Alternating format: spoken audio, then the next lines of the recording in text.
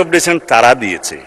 এখন যারা note of dissent দিয়েছে তারা তো স্বীকৃতি দিলই যে নোট অফ ডিসেন্ট দেওয়া জায়েজ।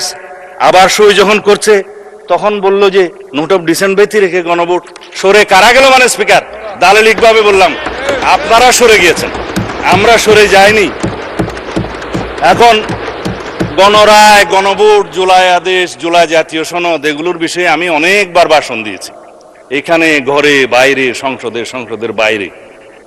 হয়তো আমার দুর্ভাগ্য বোঝাতে পারিনি, কিন্তু জুলাই আদেশ এবং জুলাই সনদ, এই বিভ্রান্তি চিরতরে মিটে যাক।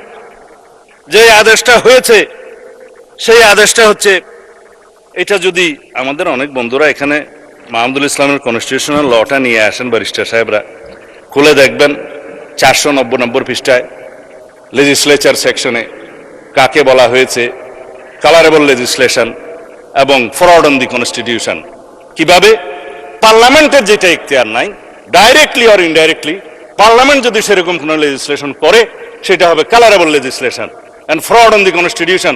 অনেক ব্যারিস্টাররা আছে, দেখতে পারেন কোন 3rd এডিশনে বোধহয় 490 পেজ কনস্টিটিউশনাল ল, মাহমুদুল ইসলাম খুলে দেখুন তারা কিভাবে ইন্টারপ্রেট করেছে। এটাকে বাইবেল বলা হয় কনস্টিটিউশনের, সুপ্রিম কোর্ট মানে। আমি অবশ্য বাইবেল শব্দটা এখানে বলতে চাচ্ছি না। যাই হোক, সেটা কি রাষ্ট্রপতি পারে? লেজিসলেচার যখন বৈঠকে থাকবে না তখন রাষ্ট্রপতি অর্ডিন্যান্স জারি করতে পারে বটে, কিন্তু কোনো অর্ডিন্যান্স দিয়ে সংবিধানের কোনো কানুন, ধারা, উপধারা কোনো কিছুই বাতিল অথবা সংশোধন করতে পারেন না। Article 93 constitution. আমি কনস্টিটিউশন করলে আমার উপরে খুব বেশি খেপা হয় সোশ্যাল মিডিয়াতে। আজকাল যা বলে মানে স্পিকার, এটা দেখাও যায় না, শোনাও যায় না। এই বাক স্বাধীনতার নামে যা চলছে। তিনি একটা অর্ডার করলেন, এই যে আমাদের আজকে অর্থমন্ত্রী সাহেব সেটা বলেছেন, আইনমন্ত্রী সাহেবের সমর্থন নিয়ে বলেছে যে তফসিলে, প্রথম তফসিলে সেটা বলা আছে 17-এ সাবসেকশন 3-তে, পরে পেরাতে বলা আছে যে 7th of April 1973 পরে কোনো অর্ডার ইস্যু করার কোনো এখতিয়ার রাষ্ট্রপতির রইল না।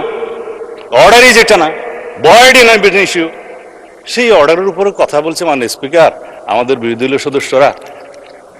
জনাব নাহিদ সাহেবকে আবারও ধন্যবাদ জানাই যে বলেছে রাষ্ট্রপতি অর্ডার দিতে পারে না, রেকর্ডে আছে, মানে এরপরে তিনি বলছেন যেহেতু এর উপর একটা গণভোট হয়েছে